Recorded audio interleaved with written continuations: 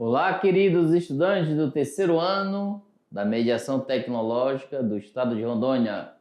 Bem-vindos para mais uma aula de filosofia. É com muita alegria. E também agora nós vamos fazer a nossa revisão de recuperação. Olha só, galera. Da unidade 1, tá? Porque assim, em algum momento, temos aquela quantidade de estudante caminhando. Em algum momento, alguém deixou de perceber um conteúdo, algo importante, um item, né, para completar o seu conhecimento adquirido nesse componente curricular de filosofia.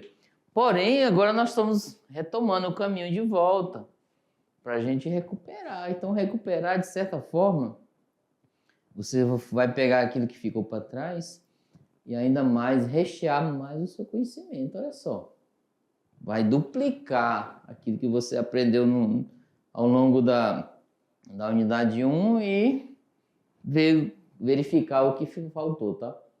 E vamos lá iniciar a nossa revisão. Olha aí.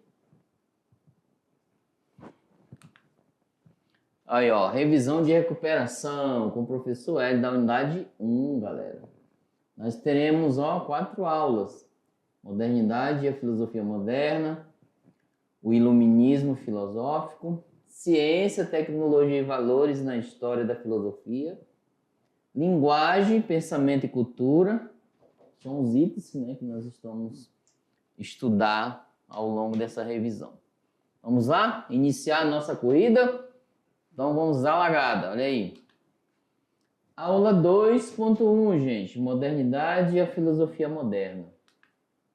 O homem moderno, indivíduo e senhor da natureza. Nessa aula nós vimos que com o final da Idade Média, lá no século XV, há uma retomada do humanismo no terreno da reflexão ética. Esse fato orientou uma nova concepção moral, centrada na autonomia do ser humano. O humanismo renascentista acentuando o papel da experiência e da razão, busca conhecer o mundo natural. O antropocentrismo moderno, ao fazer do homem o senhor da natureza, subjuga as outras formas de vida ao senhorio humano. Ao nos referirmos à sociedade moderna como antropocêntrica, estamos dizendo que sua razão é uma razão técnico-científica e instrumental, na qual os outros seres estão colocados a serviço de quem? Do próprio homem. O homem é senhor da natureza, senhor que deve reinar e subjugar-se e todas as coisas, tá? O conhecimento. Os filósofos antigos e medievais ocuparam-se com o problema do ser, perguntando: isto que existe, o que é? Eles não tinham questionado a capacidade humana de conhecer, até que na Idade Moderna voltaram-se para a teoria do conhecimento. Ok? Vocês aqui estudaram no segundo ano. Na modernidade, o problema não estava em saber se as coisas são, mas se nós podemos conhecê-la. Então aqui, antes era o que é, agora é podemos conhecê-la? O que é possível conhecer? Qual é o critério de certeza para saber se há adequação entre o pensamento e o objeto? Das questões epistemológicas relativas ao conhecimento, derivou-se a ênfase que marcaria a filosofia, daí por diante. As soluções apresentadas para esse problema deram origem a 2 correntes filosóficas, que é o racionalismo e o empirismo, na qual, né, vocês estudaram lá no segundo ano. O racionalismo engloba as doutrinas que enfatizam o predomínio do papel da razão humana no processo de conhecimento. Por exemplo, na Idade Média destaca-se como racionalista Spinoza, Leibniz e Descartes. na Idade Moderna, quer dizer. O empirismo enfatiza o papel da experiência sensível no processo do conhecimento, tendência apresentada por Francis Bacon, John Locke, David Hume e Berkeley.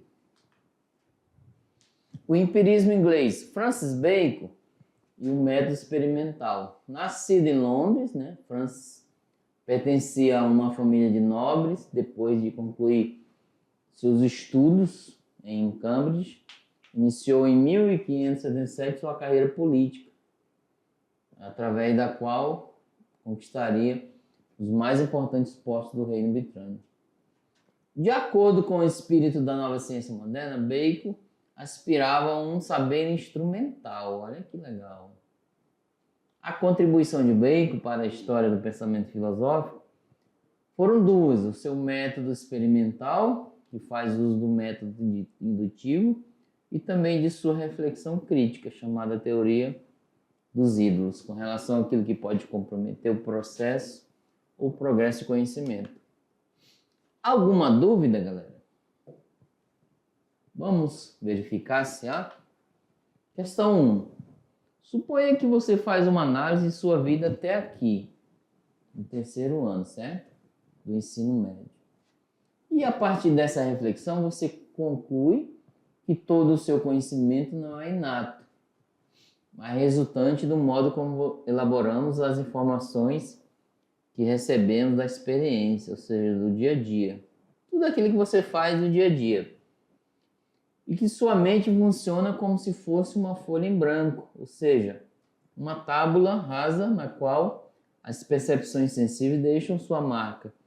Você aí, a partir disso, conclui que é diante disso que as ideias em nossas mentes correspondem às coisas reais. Agora a pergunta é, com isso, pode-se concluir que sua reflexão, logo acima, partiu da ideia do pensamento do filósofo, qual deles? Platão, Tomás de Aquino, Agostinho, Descartes ou Locke? John Locke, tá? Então ele diz que a nossa mente está em branco. Construímos ao longo da vida. Aula 3. O iluminismo filosófico. Conhecendo o iluminismo, trata-se do otimismo em reorganizar o mundo humano por meio de quê? Das luzes da razão humana.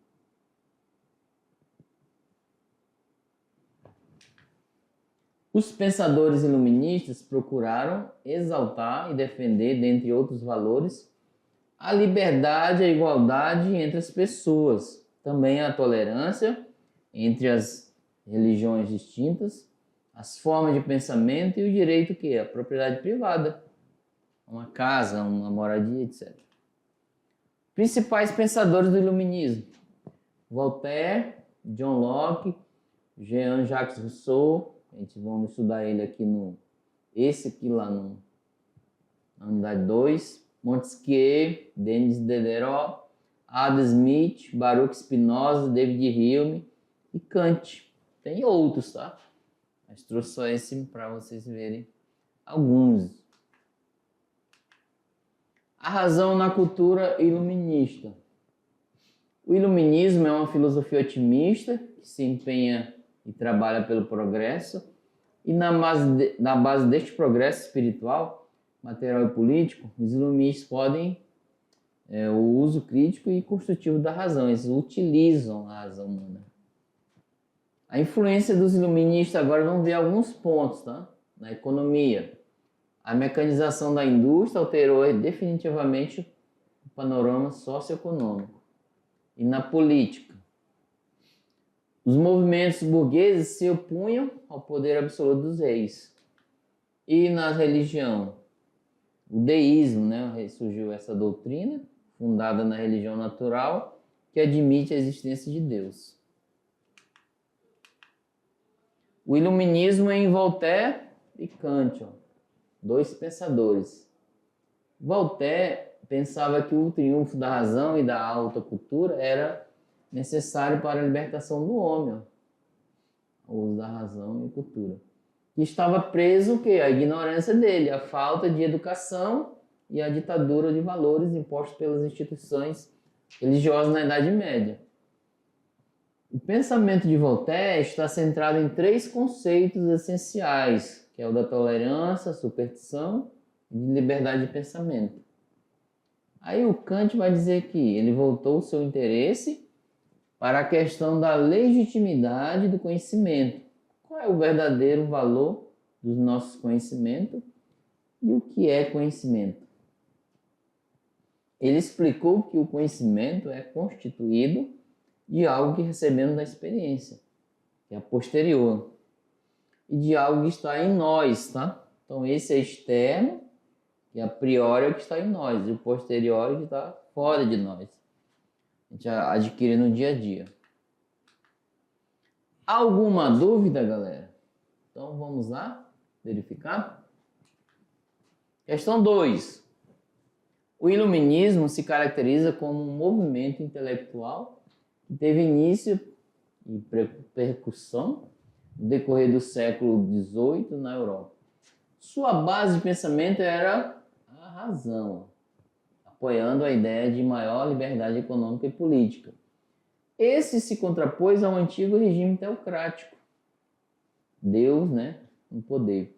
Sabe-se também que o iluminismo gerou mudanças políticas, econômicas e sociais, baseadas nos ideais de liberdade, igualdade e fraternidade. Uma das influências do iluminismo no Brasil foi a criação das instituições dos 3 poderes, tá? Executivo, legislativo e judiciário. Então é uma das influências, a criação dele. Aula 4.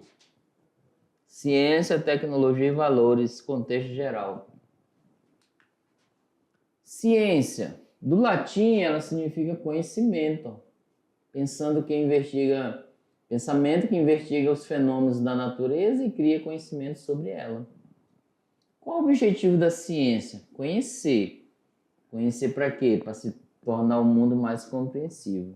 Aí a ciência ela vai em base do método científico, que é gera o enunciado do problema, cria a hipótese, testes experimentais e conclui, tá? Então é um passo a passo. Ciência na história. Conhecimento científico é a conquista recente, tá? Cerca de 400 anos. Na Grécia Antiga, ciência e filosofia achavam-se vinculadas. Separam-se apenas lá no século XVII, com a Revolução Científica. Conhecimento, que é geometria, medicina e gera o conhecimento prático. Tales de Mileto, ciência na Grécia Antiga.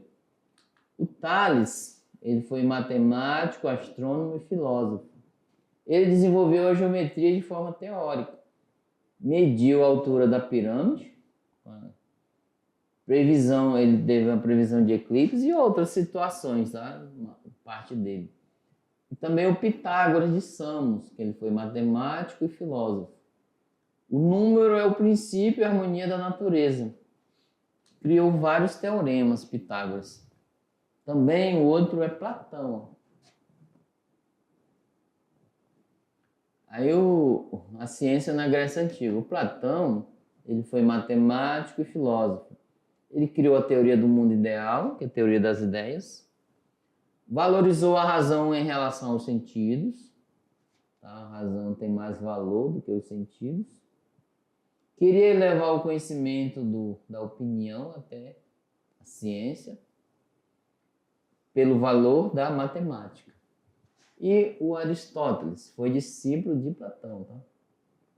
Ele é discípulo de Platão, no âmbito da física ele aborda a questão do movimento, que é potência, e sempre busca um repouso, que é o ato. No âmbito da biologia, faz inúmeras descobertas. Ele é que mapeou mais de 500 espécies de animais. Catalogou. Na astronomia, ele apoiou a ideia do geocentrismo, que é a Terra no centro do universo. Gente, surgiu alguma dúvida? Vamos verificar? Questão 3. A ciência aristotélica está voltada para os campos da física, da astronomia e da biologia. Por exemplo, na obra Metafísica, Aristóteles explica que o movimento é... O que é o movimento? Ele é potência, é a transição do corpo que busca o estado de repouso no seu lugar natural. Esse é o movimento para Aristóteles. Aula 6. Linguagem, pensamento e cultura. Conceito de linguagem. Vamos verificar. A linguagem é um instrumento que nos permite pensar e comunicar o pensamento, estabelecer diálogos com nossos semelhantes. Expressão do pensamento pela palavra, pela escrita ou por meio de sinais. Também, assim, toda linguagem é um sistema de signos. O signo está no lugar do objeto. E se o substitui, ele se torna uma representação do mesmo objeto. Os filósofos que falaram da linguagem, como falei, traz alguns, mas tem outros. Aristóteles ele vai dizer que o humano é um ser de linguagem. Hobbes vai dizer que a linguagem foi a mais importante das criações. Além disso, ele complementa dizendo que o uso geral da linguagem consiste em passar nosso discurso mental para um discurso verbal. Rosenstock ele diz que a linguagem é um verdadeiro milagre na vida da pessoa, do ser humano. E Jacobson ele propôs o estudo de 6 funções na linguagem, que é a função referencial, a função expressiva, função conotativa, função fática, função metalinguística e função poética. Tipos de linguagem, temos a linguagem formal, linguagem verbal, linguagem informal e linguagem não verbal. Esta vê o uso culto da língua. Verbal é escrita também. E a linguagem formal é a gíria, aquela da informalidade do dia a dia. E não verbal é os gestos, imagens, etc. Significado de cultura. A cultura é um conjunto dos hábitos sociais e religiosos e das manifestações intelectuais e artísticas. Dicionário. A cultura é definida como um conjunto organizado dos vários modos de vida de uma sociedade. Hegel. A relação entre linguagem e cultura. A linguagem é o solo da cultura, segundo Heidegger e Gadamer. Cultura é sempre inclusa no mundo dos objetos do conhecimento. E a linguagem é a sua expressão comunicativa. Hora de recuperar, gente. Alguma dúvida? Vamos lá? Questão 4. Imagina que sua turma de classe tem uma ideia de montar um pequeno projeto para que os estudantes dessa escola possam fazer um tipo de apresentação. Algumas dançarão, outros cantarão, terá até aqueles que produzirão poesias, olha, teatro e muito mais. Diante disso, todos se animam com o projeto e iniciam a prática. Perante a ideia acima, podes afirmar que os estudantes irão produzir cultura, galera. Todos irão produzir essa cultura, né? Maravilhosa. Olha só que legal aqui, ó. Essa é certa, essa é errada, essa é certa. Olha só, vamos ver. Então tá aí, galera, ó. Vocês agora, vem aqui comigo. Vocês terão agora um tempinho para fazer a avaliação. É o momento de vocês. Estamos encerrando já a unidade 1. Para passar para a unidade 2, né? Recuperar, ok? E desejo a vocês uma ótima avaliação, que todos consigam recuperar aquilo que ficou para trás, porque todo conhecimento ninguém tira de você. Adquiriu é seu, ok? E vocês vão compartilhar esse conhecimento com os demais. Com alegria, né? Olha só. Poder dialogar com o professor Sami, com vocês. E boa avaliação, galera! Tenham sucesso. Tchau, tchau!